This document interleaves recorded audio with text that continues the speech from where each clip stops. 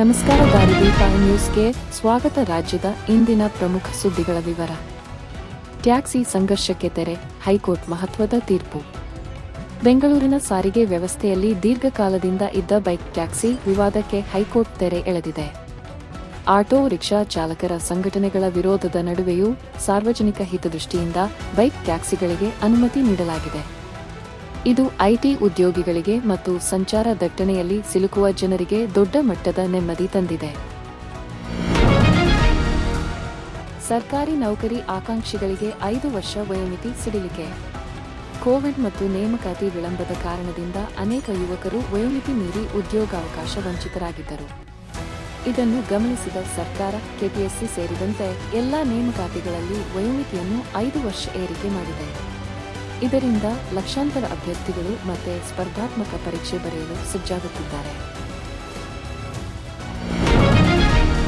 ರಾಜಭವನದ ಸರ್ಕಾರ ಸಾಂವಿಧಾನಿಕ ಬಿಕ್ಕಟ್ಟು. ಜಂಟಿ ಅಧಿವೇಶನದಲ್ಲಿ ರಾಜ್ಯಪಾಲರು ಕೇವಲ ಕೆಲವೇ ಸೆಕೆಂಡುಗಳಲ್ಲಿ ಭಾಷಣ ಮುಗಿಸಿ ಹೊರನಡೆದಿರುವುದು ರಾಜಕೀಯ ವಲಯದಲ್ಲಿ ಸಂಚಲನ ಮೂಡಿಸಿದೆ. ಸರ್ಕಾರದ ಸಾಧನೆಗಳನ್ನು ಓದಲು ರಾಜ್ಯಪಾಲರು ನಿರಾಕರಿಸಿದ್ದಾರೆ ಎಂದು ಆಡಳಿತ ಪಕ್ಷ ಆರೋಪಿಸುತ್ತಿದ್ದರೆ, ತಾಂತ್ರಿಕ ಕಾರಣಗಳನ್ನು ರಾಜಭವನ ನೀಡುತ್ತಿದೆ. ಸಿಎಂ ಬಜೆಟ್ ಪೂರ್ವಭಾವಿ ಸಭೆಗಳು. ಮುಂದಿನ ತಿಂಗಳ ಬಜೆಟ್ನಲ್ಲಿ ಗ್ಯಾರಂಟಿ ಯೋಜನೆಗಳಿಗೆ ಹೆಚ್ಚಿನ ಅನುದಾನ ಮೀಸಲಿಡುವ ಜೊತೆಗೆ ಮೂಲಸೌಕರ್ಯ ಅಭಿವೃದ್ಧಿಗೆ ಒತ್ತು ನೀಡಲು ಸಿಎಂ ಸಿದ್ದರಾಮಯ್ಯ ಮುಂದಾಗಿದ್ದಾರೆ. ಇಂದು ಹಣಕಾಸು ಇಲಾಖೆಯ ಉನ್ನತ ಅಧಿಕಾರಿಗಳೊಂದಿಗೆ ಸುದೀರ್ಘ ಚರ್ಚೆ ನಡೆಸಿದ್ದಾರೆ. ಮೆಟ್ರೋ 3ನೇ ಹಂತದ ನೀಲನಕ್ಷೆ ಪ್ರಕಟ.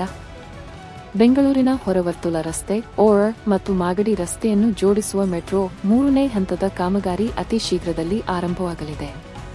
ಇದಕ್ಕಾಗಿ ಸುಮಾರು 15,000 ಕೋಟಿ ರೂಪಾಯಿ ವೆಚ್ಚದ ಯೋಜನೆಯನ್ನು ರೂಪಿಸಲಾಗಿದ್ದು, ಭೂಸ್ವಾಧೀನ ಪ್ರಕ್ರಿಯೆ ಚುರುಕುಗೊಂಡಿದೆ.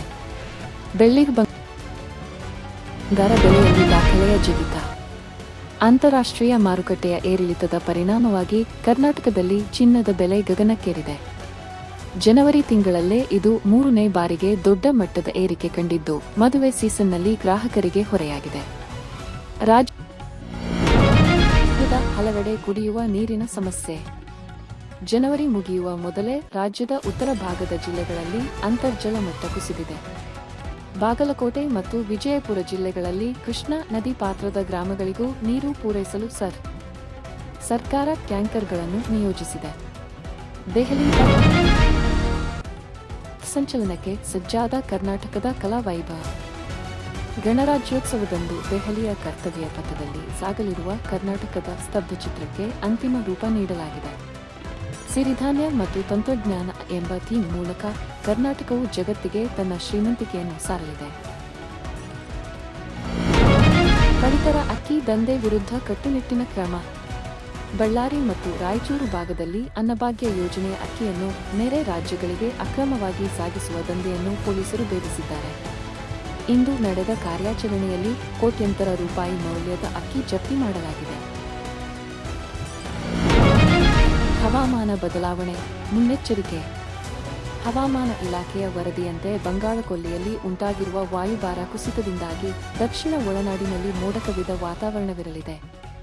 ರೈತರು ಕಟಾವು ಮಾಡಿದ ಬೆಳೆಗಳನ್ನು ಸುರಕ್ಷಿತವಾಗಿಟ್ಟುಕೊಳ್ಳಲು ಸೂಚಿಸಲಾಗಿದೆ. ಈ ನಮ್ಮ ಮಾಧ್ಯಮಕ್ಕೆ ಸಬ್ಸ್ಕ್ರೈಬ್ ಮಾಡಿ, ಲೈಕ್ ಮಾಡಿ, ಬೆಂಬಲಿಸಿ, ಶೇರ್ ಮಾಡಿ. ಧನ್ಯವಾದಗಳು.